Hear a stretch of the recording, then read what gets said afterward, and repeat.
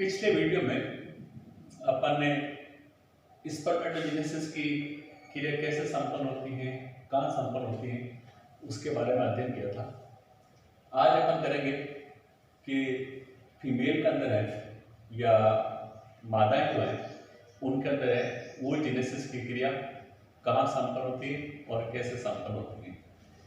तो oogenesis पहले तो ये पता किसे कहते हैं कि मादाओं में या फीमेल के ओवरी के अंदर ओवम या ओटेट के निर्माण की जो क्रिया होती है उसको अपन oogenesis कहते हैं। यानी कि अपन सिंपल भाषा में कहते हैं कि अंडे के निर्माण की क्रिया, ओवे के निर्माण की क्रिया, ओटेट के निर्माण की क्रिया, इसको अपन oogenesis कहते हैं। और ये मादाओं के अंदर है जो ओवरी के अंदर है संपन्न होती है।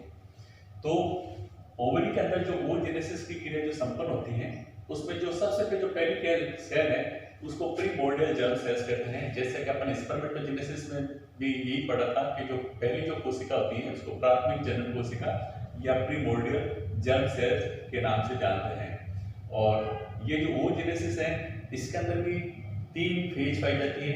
एक तो इसके अंदर मल्टीप्लिकेशन फेज होती है, दूसरी इसमें ग्रोथ फेज होती है और तीसरी इसके अंदर मैच्योरेशन फेज होती है। ये तीनों फेज है वो उसके अंदर है स्पर्मेटोजेनेसिस के अंदर भी पाई जाती है। लेकिन स्पर्मेटोजेनेसिस की जो प्रक्रिया है वो थोड़ी छोटी होती है, यानी लंबी नहीं होती है, यानी कि वो कम समय लगता है उसके अंदर है। लेकिन oogenesis की जो क्रिया है इसके अंदर जो मल्टीप्लेक्स फेज है वो तो छोटी होती है, लेकिन जो ग्रोथ फेज है ये काफी लंबी होती है। ग्रोथ फेज और मल्टीप्लेक्स फेज है, सॉरी मैच्योर फेज है, ये काफी लंबी होती है, यानी कि इसमें अधिक समय लगता है।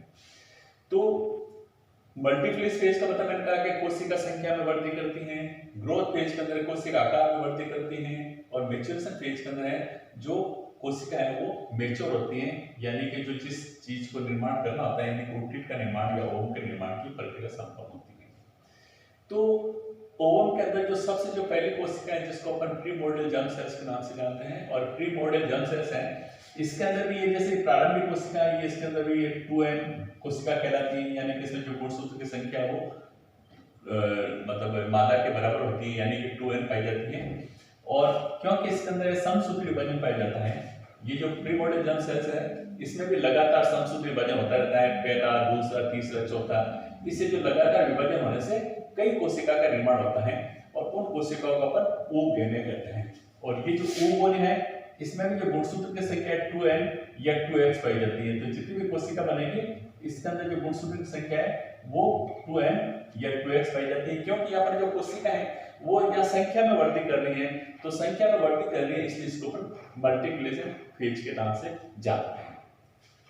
दूसरी जो फेज है इसको अपन ग्रोथ फेज कहते हैं। ग्रोथ फेज में क्या होता है कि ये जो oogenes है इस oogenes से जो एक जो कोशिका है वो आकार के अंदर वृद्धि करती है जिसको अपन ग्रोथ फेज कहते हैं। और ये जो इसको प्राइमरी oocytes कहते हैं। ये जो होती है काफी लंबी होती है क्योंकि इसके अंदर जो पहले न्यूक्लियस का आकार में वृद्धि होती है और उसके बाद उसकी जो साइटोप्लाज्म की मात्रा में वृद्धि होती है।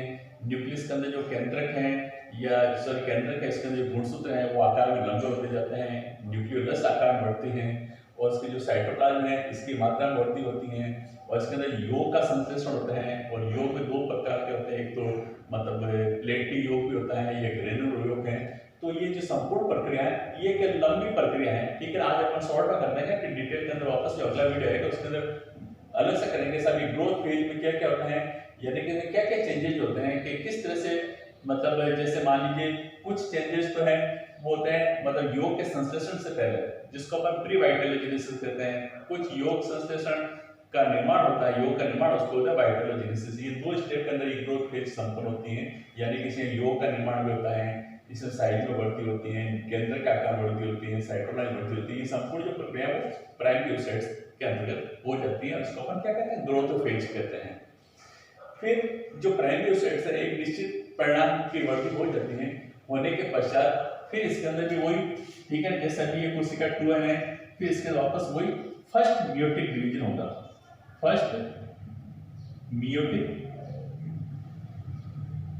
या रिडक्शन डिवीजन कह सकते हैं, फर्स्ट मियोटिक डिवीजन या इसको फर्स्ट रिडक्शन डिवीजन कहते हैं।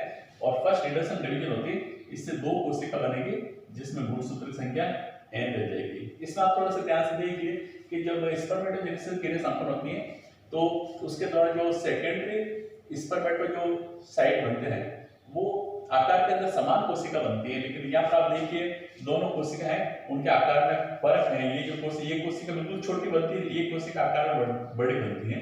तो जो छोटी कोशिका उसको पोलर बॉडी कहते हैं, ये जो पोलर बॉडी के नाम से जाना जाता है, और जो दूसरी कोशिका होती है उसको सेकेंड ओसाइट्स कहते हैं। ठीक है, हालांकि गुणसूत्र संख्या दोनों के अंदर समान रहेगी, लेकिन उनके आकार में फर्क रहेगा। एक कोशिका छोटी रहेगी और दूसरी बड़ी रहेगी। छोटी कोशिका को पोलर बॉडी और दूसरी कोशिका को सेकेंडरी ओसाइट्स कहते हैं। फिर इस मैच्योरेशन फेज के दौरान ये जो सेकेंड ओसाइट है, फिर इसके अंदर वापस जो दूसरा रिडक्शन डिवीजन होगा, ठीक है ना, सेकेंड रिडक्शन डिवीजन होगा, और सेकेंड रिडक्शन डिवीजन होने से वापस इसमें भी होगा और इसमें भी होगा। तो जिस तरह से ये प्राइमरी स्पर्मेटोसाइट से चार जो कोशिका बनती थी इसको अपन स्पर्मेटेड कहते थे, लेकिन यहाँ पर भी अंत में चार कोशिका बन रही है। आप देखिए तो इन चार कोशिका आप देखिए कि ये जो फर्स्ट पोलर बॉडी है ये डिवाइड होती है, वापस दो छोटी छोटी कोशिका बन जाती है। इसमें भी गुणसूत्र संख्या एन पाई जाएगी, और ये जो कोशिका बनी इसमें से एक छोटी कोशिका है जिसको पोलर बॉडी, और एक बड़ी कोशिका बनी जिसको अपन ओटिड या फिर इसको अपन ओवम कहेंगे या अंडाणु कह सकते हैं। ठीक है ना, ये कह सकते हैं। तो इस तरह से ये पूरी प्रक्रिया है वो संपन्न होती है।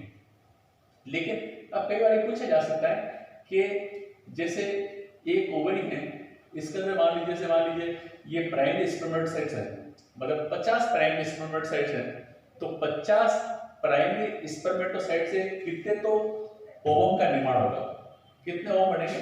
तो आपको ये पता होना चाहिए कि एक प्राइमरी ओसाइट से केवल एक